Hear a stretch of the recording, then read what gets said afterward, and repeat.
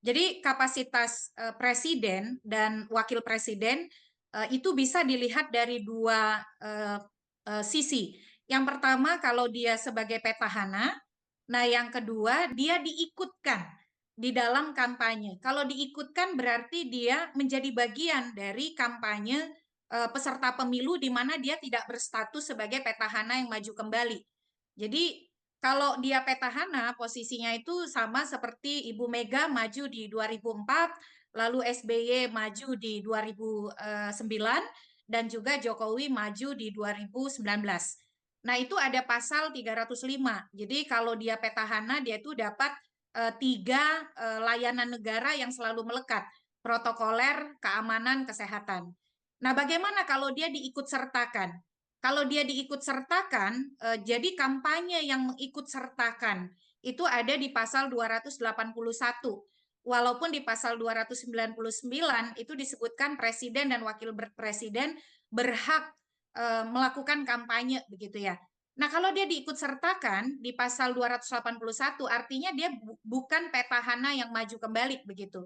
Tetapi dia menjadi bagian dari peserta pemilu tertentu.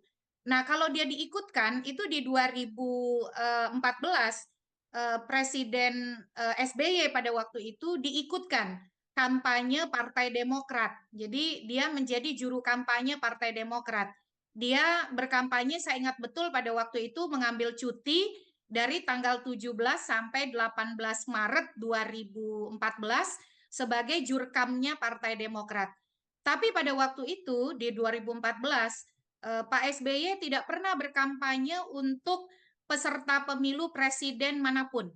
Jadi memang ada pernyataan dukungan dari Partai Demokrat untuk Prabowo Hatta 30 Juni 2014. 2014 itu SBY tidak pernah berkampanye untuk peserta Pilpres manapun. Nah, bagaimana kemudian posisi kita melihat presiden dan wakil presiden? Tadi ya, presiden bisa berkampanye dalam kapasitas dia sebagai petahana, atau presiden bisa berkampanye karena diikut sertakan untuk peserta pemilu tertentu. Nah, tadi kan Mbak Titi udah bilang ya, membandingkan 2014 yang konteksnya sama seperti sekarang yang tidak ada petahana. Justru di 2014 Presiden Susilo Bambang Yudhoyono ya, itu dia malah menjamin akhir periode jabatannya itu dengan sukses-sukses demokrasi gitu. Kita ingat dulu indeks demokrasi kita berdasarkan komitmen pemerintahan ini itu bisa sampai full free sama full demokrasi gitu di berbagai indeks Freedom House atau ekonomis gitu. Nah, sempat turun dan saat itu ada di konteks SBY nominasi Nobel Demokrasi itu meskipun tidak menang ya, tapi itu adalah gambaran demokrasi kita saat itu yang dipimpin oleh Presiden Susilo Bambang Yudhoyono pengen dijamin di akhir periodenya itu untuk memenuhi prinsip-prinsip demokrasi selaku kepala negara dan kepala pemerintahan gitu. Kita juga ingat waktu kita marah-marah sama anggota dewan di konteks akhir masa jabatan Presiden Susilo Bambang Yudhoyono itu mengeluarkan Perpu Pilkada langsung saat DPR. Jadi ada semacam keberpihakan terhadap demokrasi bukan hanya atas nama rakyat tapi juga kepastian hukum gitu.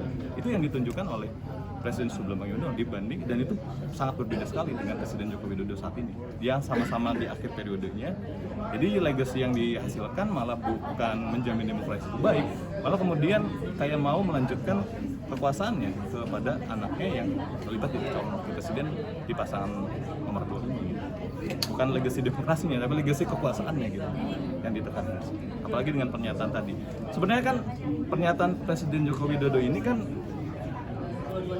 berlaku ke semua pejabat negara kan, bahwa pasangan nomor 1 ada juga pejabat negara, pasangan nomor 3 juga ada pejabat negara gitu ya. Tapi jangan-jangan karena Presiden Joko Widodo itu sadar kekuasaan dan kewenangan itu jauh lebih besar daripada pejabat negara di nomor 1 dan nomor 3, dia pengen semua pejabat negara melakukan itu gitu untuk kemudian memastikan pemilu 2024 ini ya target pribadinya lah, satu putaran memenangkan pasangan nomor 2 gitu, partai politik tertentu gitu.